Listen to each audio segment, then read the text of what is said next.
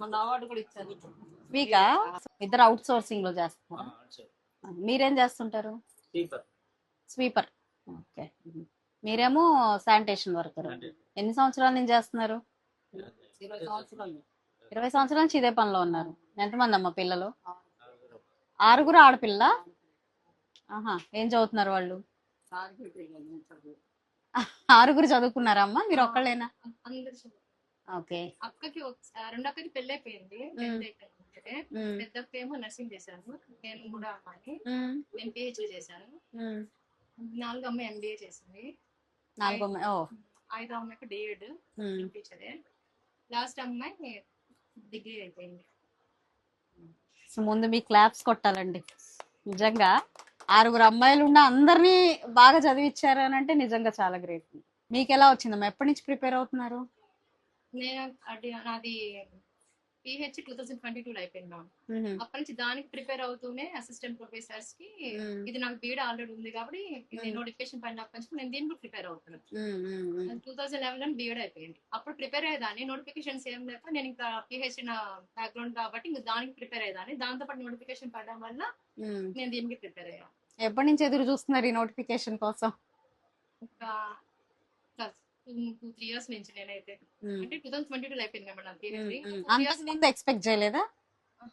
అంటే ఫీల్డ్ మారి నేను దీనిలోకి వచ్చేసాను. ప్రిపేర్ అయ్యేదాన్ని అప్పుడు కూడా. ప్రిపేర్ అంటే ఎక్స్పెక్ట్ చేసే కదా ప్రిపేర్ అవుతారు. ప్రిపేర్ అయ్యాను. ఇప్పుడు 2-3 years నుంచి నేను ప్రిపేర్ అయ్యాను. అంటే వన్స్ ఇది వస్తుంది అనే నమ్మకం వచ్చాక ఇంకెక్కువ ప్రిపేర్ అయ్యారు. వస్తుందని నమ్మారా అసలు నోటిఫికేషన్ వస్తుందని?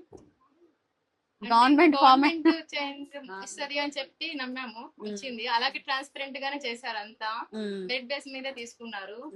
అక్కడ ఎవరికి ఏమి ఇచ్చింది ఏం లేదు. అది అలా అనట్లేదు కదా, బయట అంతా గొడవ చేస్తాం.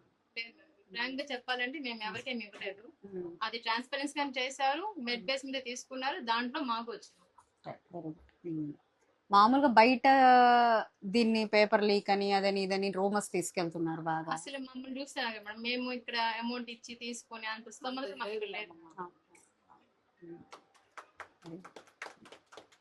బయట ప్రచారం అంతా జరుగుతుంది, దాన్ని మీరు ఏమంటారు? అవన్నీ రూమర్స్ చేశారు. అంటే మేమైతే మమ్మల్ని చూసి అందరూ వచ్చారు, చూస్తున్నారు, మా పరిస్థితి చూస్తున్నారు. ఇప్పుడు ఈ క్యాండిడేట్ అమ్మాయి కొట్టింది వచ్చింది అంటే అది ట్రాన్స్పరెన్సీ గా జరిగి మెరిట్ బేస్ మీద ఎవరికి రావాల్సింది వాళ్ళకి ఇవ్వడం వల్లే నా దాకా వచ్చింది. అది లేకపోతే నా దాకా రీచ్ అయ్యేది.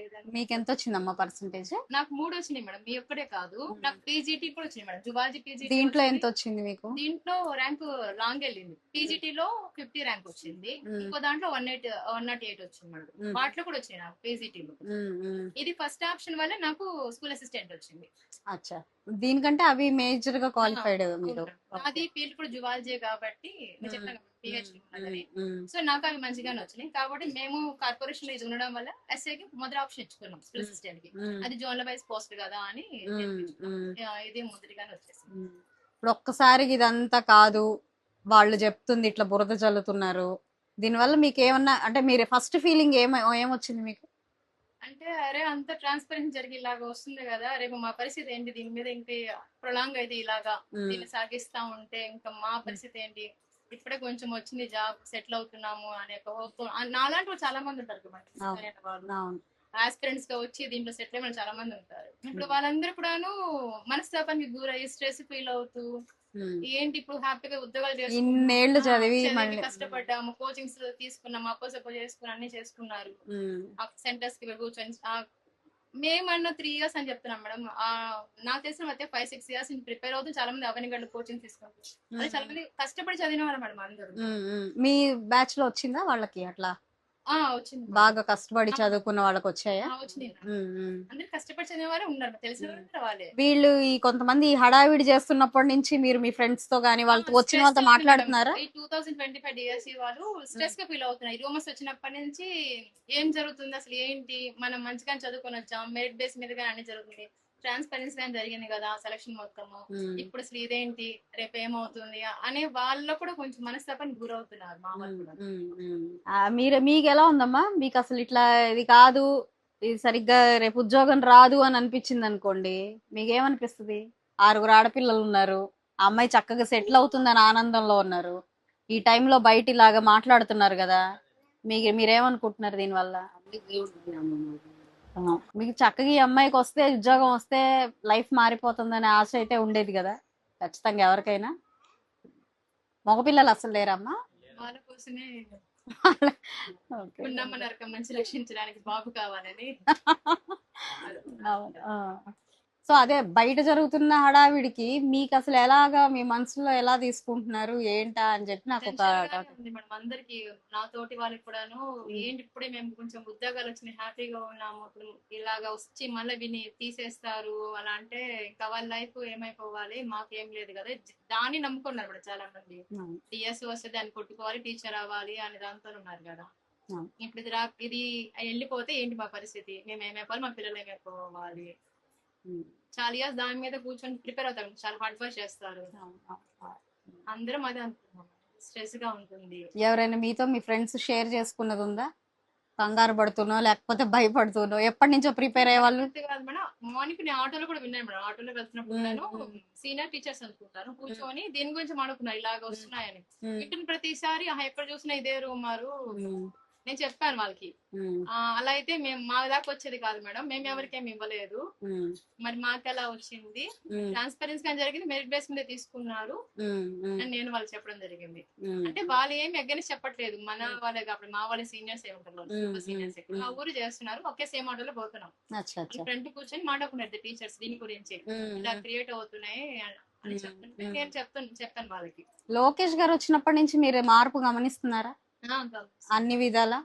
మీకు అది ఇంతవరకు డిఎస్సి అనేది అసలు మీరు ఊహించారా? అంటే పడతదని అనుకున్నారా? అనుకోలేదు. లాస్ట్ నోటిఫికేషన్ కి వచ్చి ఆగిపోవడము, మేము దాని మీద హోప్ పెట్టుకొని మళ్ళా అది పెండింగ్ పడిపోవడము, ఇది ఇచ్చి ఎగ్జామ్ దాకా రావడము, అది మళ్ళీ మాకు వెంటనే చేతుల మీద ఇచ్చడం, అక్కడికి పిలిపించి అమరావతికి, ఇవన్నీ వెంటనే చేశారు ఆయన. తను ఇచ్చిన మాటని ఫస్ట్ గా నిలబెట్టేసుకున్నారు. ఓకే మా, will hope for the best. Actual గా మేము అందరం కూడా ఫైట్ చేస్తున్నాం, ఎందుకంటే మీరు అందరూ ఇంత డెడికేట్ అయ్యి ఇంత చిన్న స్థాయి నుంచి పైకి వచ్చి చదువుకొని ఒక్కొక్క కుటుంబంలో 6 ఆడపిల్లలు ఉండి కూడా దీని మీదే హోప్ పెట్టుకుని చదువుకుని ఇప్పుడు ఊరికే ఏదో పొలిటికల్ స్టంట్స్ కోసం మీ లైఫ్ ని థ్రెట్ లో పెడుతూ ఉంటే మాకు కూడా చాలా పెయిన్ఫుల్ గా ఉంది. అందుకే ఒకసారి మీరు ఎట్లా ఆలోచిస్తున్నారు, మీ దగ్గర ఏమైనా సజెషన్స్ ఉన్నాయా ఏంటి అని చెప్పి కనుక్కుందామని వచ్చాను. మాకేమి ఎవరేమి ఇవ్వలేదు, ఇది మెరిట్ బేస్ మీద గానీ వచ్చింది, ట్రాన్స్పరెన్సీ గానే జరిగింది, మేమైతే ఎవరిని అప్రోచ్ అవ్వలేదు, ఎవరికి మాకు రూపాయి ఇవ్వలేదు. అలా అని అందరూ అనుకుంటే అది మా దాకా వచ్చేది కాదు. లోకేష్ గారి ఆధ్వర్యంలో ట్రాన్స్పరెంట్ గానే జరుగుతుంది. కాకపోతే రేపు అన్ననాడు మిమ్మల్ని నిజంగా ఎవరైనా క్వశ్చన్ చేస్తే మాత్రం మీరు నిలబడడానికి రెడీగా ఉండండి, ఎందుకంటే this is out of your energy. మీ కష్టం, మీ టైము ఇదంతా పెట్టి మీరు ఇది తెచ్చుకున్నాక ఎవరో వచ్చి ఇది కాదు అని అంటే మీరు ఫైట్ చేయడానికి కూడా రెడీగా ఉండాలి. సో మేమందరం మీతో ఉన్నాం, మీరేం కంగారు పడకండి, మీ విల్లుని ఇలాగే కంటిన్యూ చేయండి. ఓకే, ఆ ధైర్యం చెప్పడానికి వచ్చాను యాక్చువల్గా నేను. ఓకే అమ్మా, ఉంటానండి. నమస్తే.